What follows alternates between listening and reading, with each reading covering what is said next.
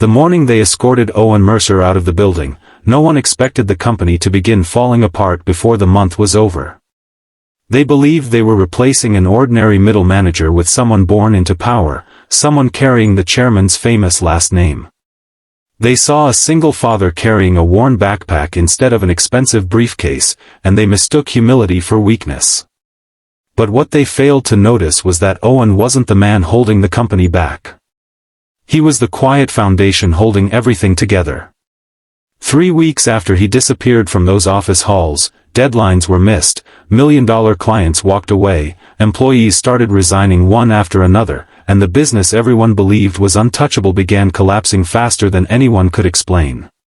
By the time the truth finally surfaced, it was already too late for many people whose pride had blinded them. Before we continue this emotional journey, please take a moment to like this video, leave a comment, share it with someone who believes kindness always matters, and subscribe to Heart Kindness Tales if you believe that good people deserve second chances. Your support helps bring more inspiring stories like this to life. Owen Mercer had never imagined becoming a single father. 5 years earlier, his wife had lost her battle with a sudden illness, leaving him alone to raise their little daughter, Nora, who was only 4 years old at the time. Since then, every day followed the same exhausting routine. Before sunrise he prepared breakfast, braided Nora's hair despite never learning how to do it properly, packed her lunch, dropped her at school, worked 10-hour shifts, picked her up, cooked dinner, helped with homework, read bedtime stories, and then spent half the night answering emails so no project would fall behind. His apartment was small, his clothes were simple, and his car was nearly 15 years old, but his daughter never once felt poor because she was surrounded by love. At Greystone Technologies, Owen had worked for 11 years. Although his title was Operations Director, everyone knew he quietly solved problems that belonged to every department. Whenever software launches failed, suppliers backed out, customers threatened lawsuits, or production schedules collapsed, Owen found practical solutions without demanding recognition. He never cared about applause. He only cared about making sure people kept their jobs and families stayed secure. Junior employees trusted him because he remembered birthdays, helped them learn new skills, and defended them when honest mistakes happened. Cleaning staff appreciated him because he greeted them every morning by name. Security guards respected him because he treated them like equals rather than invisible workers. Everything changed when the aging chairman announced he would gradually hand leadership responsibilities to his son, Adrian Holloway. Adrian had graduated from prestigious universities, posted glamorous photos on social media, and spoke confidently about innovation and transformation. Investors applauded him before he had accomplished anything simply because his last name carried enormous influence. During his first executive meeting, Adrian promised to modernize the company by removing outdated leadership and replacing it with energetic talent loyal to his vision. Few people realized those words were aimed directly at Owen. Within days, expensive consultants arrived wearing polished suits and carrying colorful presentation slides filled with impressive buzzwords. They measured success through charts instead of relationships.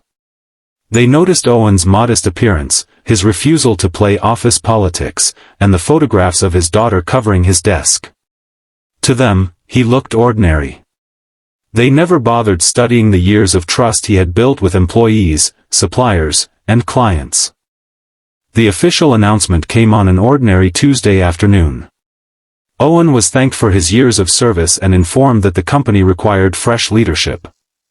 His responsibilities would immediately transfer to Adrian, who would personally oversee operations moving forward.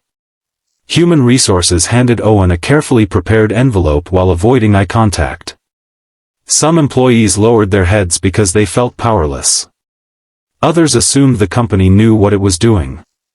Owen quietly packed a few family photographs, Nora's handmade Father's Day card, and an old coffee mug she had painted years earlier.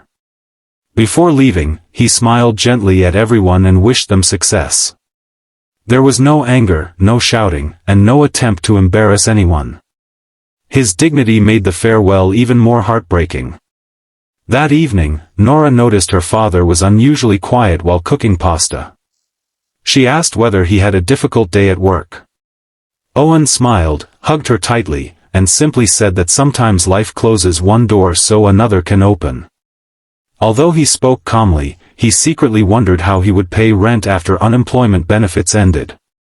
Still, he refused to let fear steal his daughter's sense of security. The following morning, instead of rushing into meetings, Owen walked Nora to school without checking his watch every few minutes. They stopped at a small bakery and shared warm cinnamon rolls together. For the first time in years, Owen realized how many little moments work had forced him to miss. He began searching for new opportunities while spending afternoons volunteering at a neighborhood youth center, helping teenagers learn computer skills and preparing them for future careers. Meanwhile, Greystone Technologies entered its first week under Adrian's complete operational control. At first everything appeared impressive.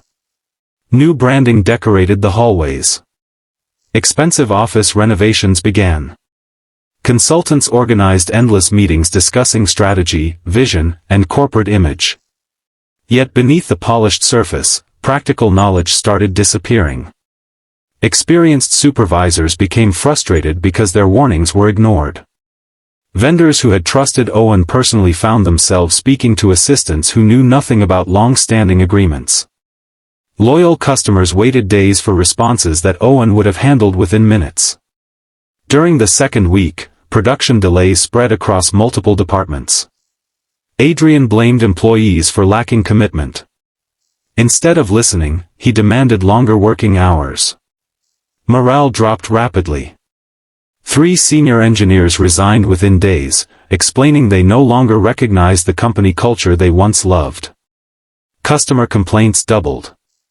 Financial reports became increasingly alarming. By the third week, the situation turned disastrous.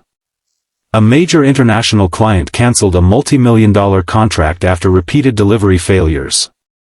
Investors demanded explanations. Social media filled with criticism from disappointed customers. Internal arguments became daily occurrences. Departments blamed one another while desperately searching for someone to fix problems that Owen had quietly prevented for years.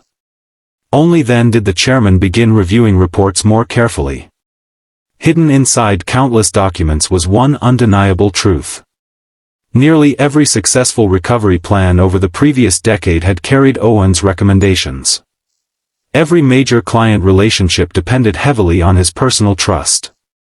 Employee retention had remained high largely because of his leadership style. The chairman slowly realized they had never replaced an employee. They had removed the company's emotional backbone. Ashamed, the chairman instructed executives to locate Owen immediately. They expected him to accept an attractive offer once they increased the salary. But finding him proved surprisingly difficult. Owen had no interest in public attention. Eventually someone discovered him at the neighborhood youth center, patiently helping teenagers repair donated computers while Nora happily completed homework nearby. The chairman arrived without media cameras or corporate assistants. Looking around the modest classroom, he saw children laughing, volunteers smiling, and Owen encouraging every young person with genuine patience. It was impossible to ignore the respect surrounding him.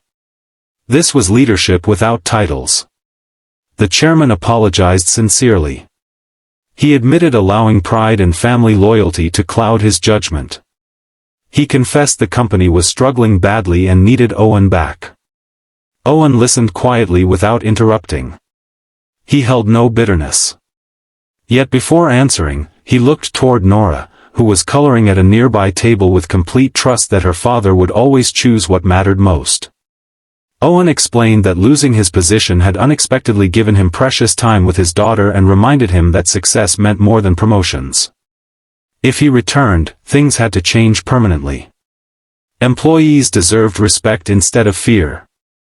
Experience should never be sacrificed for appearances. Leaders needed to earn trust rather than inherit authority.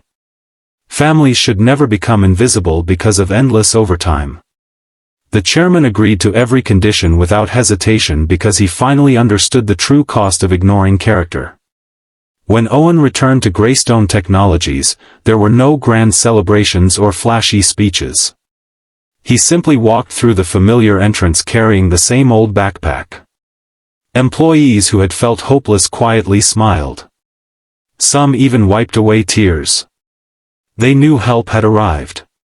Instead of blaming anyone, Owen focused entirely on rebuilding.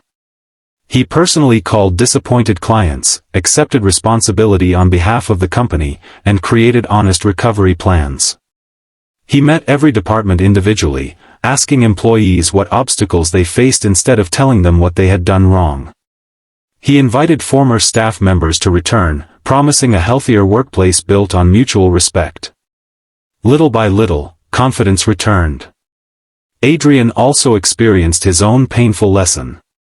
Watching Owen lead with compassion exposed every weakness hidden behind his own confidence. Rather than being humiliated publicly, Owen surprised everyone by mentoring him privately. He believed failure could become a teacher if pride stepped aside. Adrian gradually learned to listen before speaking, serve before leading, and value people over presentations. Months later, Greystone Technologies not only recovered but became stronger than before. Employee satisfaction reached record highs. Customer loyalty returned. New graduates competed for opportunities because the company earned a reputation for treating people with dignity. The chairman often admitted publicly that the greatest mistake of his career had been judging a man's worth by appearances instead of integrity. At home, life also changed beautifully.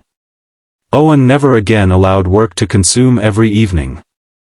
He attended Nora's school performances, helped coach her soccer team, and never missed another birthday celebration.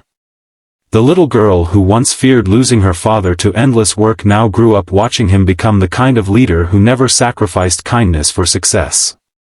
If this story has touched your heart so far, please take a moment to like this video, share it with friends and family, and subscribe to Heart Kindness Tales so more people can discover stories that remind us why compassion and integrity still matter. Special request, please comment, kindness always wins, if you believe that true leadership is measured by character, not by status or family name.